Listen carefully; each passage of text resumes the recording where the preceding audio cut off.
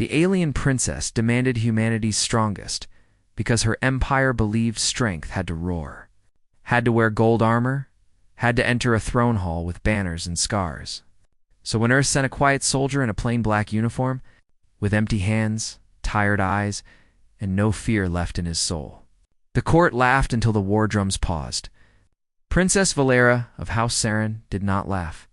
She watched him walk, slow, balanced, unhurried. Her kingdom was trapped between two monsters, the core dominion at the gates, and her own nobles behind her whispering surrender. The ancient treaty allowed one desperate demand: one allied champion to face the Dominion's execution general. If the champion endured until the moon bell rang, her people would win evacuation rights if he fell. The core would take the capital alive, Earth answered with Sergeant Jonah Vale. Lord Auric hissed, "This is an insult, Highness. Where's their giant, their killer? Their decorated beast?" Jonah looked at Auric and said, "The decorated ones are busy teaching children how to sleep through sirens." The hall fell quiet. Valera stepped down from her crystal seat. "You are humanity's strongest?" she asked. Jonah paused. "No," he said. "I am the one they could spare." That answer moved through the court like a blade under silk. The core arrived at dusk, engines growling over palace towers.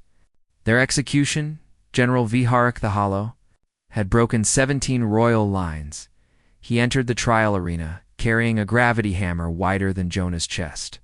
"This is the human," he said. "I smell no fear." Jonah looked at him with the calm of a man staring at old weather. "No," he said. "You burned that out of me years ago." No one understood, not yet. Silver sand waited beneath floating cameras. And the moon bell hung above the eastern arch? It would ring after 1 hour. But no champion had survived Viharik longer than 9 minutes. Valera stood behind the oath barrier. She had expected a hero who inspired hope. Instead, she had received a man who carried silence like a coffin. When the trial horn sounded, Viharik charged. The first blow shattered the ground. Jonah was already gone. Not running, not dancing. Just stepping aside by the smallest measure that life allowed. The second strike tore his shoulder guard away. The third threw him across the sand. He rolled, rose, breathed once, and checked the crowd, not the enemy. Valera realized he was counting civilians near the exits. Measuring panic, he was not fighting for glory. He was managing a disaster. Then Viharik caught him. The hammer slammed Jonah into a pillar. Bones cracked loud enough for nobles to flinch. Blood darkened his sleeve. Valera shouted for the trial to stop. But Jonah lifted one hand. 2 fingers raised. Not surrender. Signal. Human medics suddenly moved, sealing doors, guiding children back. Lord Auric whispered, "What is he doing?" Valera answered without breathing, "He is planning around his own death." That was when the court stopped laughing forever. Viharik stalked closer, disappointed. "You are not strong human. You do not even hate well." Jonah wiped blood from his mouth. "Hate is expensive, General. I ran out." Viharik swung again. Jonah dropped beneath it and drove a small blade into the hammer's power seam. The weapon sputtered but did not die. Viharik backhanded him hard enough to blur the cameras. Jonah landed near the oath barrier. And for one terrible moment, Valera thought he would stay down. Then the quiet soldier stood up again. There was no roar, no speech, no heroic music. Just a wounded human dragging air into broken ribs and returning to the center of the arena.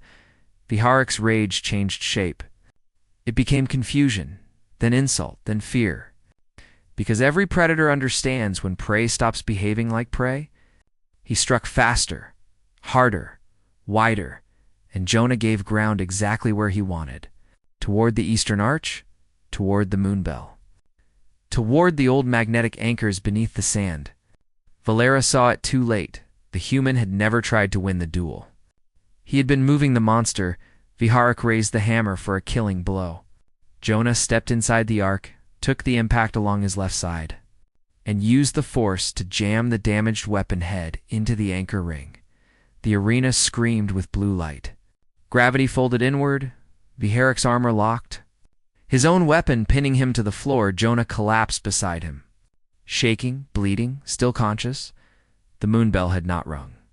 10 minutes remained, so Vihara crawled. The execution general dragged himself forward by one armored hand. Reaching for Jonah's throat, Valera pressed against the oath barrier. Helpless, Jonah could not stand now. But he could still move. He pulled a flare from his belt, slammed it into the sand, and burned a white line between himself and the crawling giant. Viharak stopped, not from pain, but memory. Corps soldiers feared white fire, human trick, old terror returned. Jonah smiled for the first time, sad. I know your wars too. The moon bell rang. For a heartbeat, the universe forgot to speak. Then every evacuation ship above the capital rose. Every Corps gunship was bound by treaty witness. Every civilian in Valera's kingdom had 12 hours to flee. The princess crossed the barrier and knelt beside Jonah in the sand. Why did Earth send someone with no fear? She asked. Jonah looked past her at the refugee ships rising beyond the broken ceiling. Because fear is useful when it tells you to run, he whispered. Mine stopped being useful when there was nowhere left to run. Valera took his bloodied hand. You survived the Dominion before. Jonah nodded. Outpost Helios. 3,000 civilians. 12 soldiers, 1 corridor. We held it for 19 hours. How many survived? She asked. His eyes did not change. All the civilians.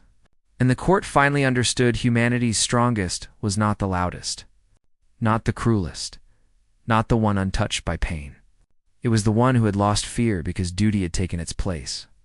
By dawn, Valera's people escaped. The Corps withdrew under witness law.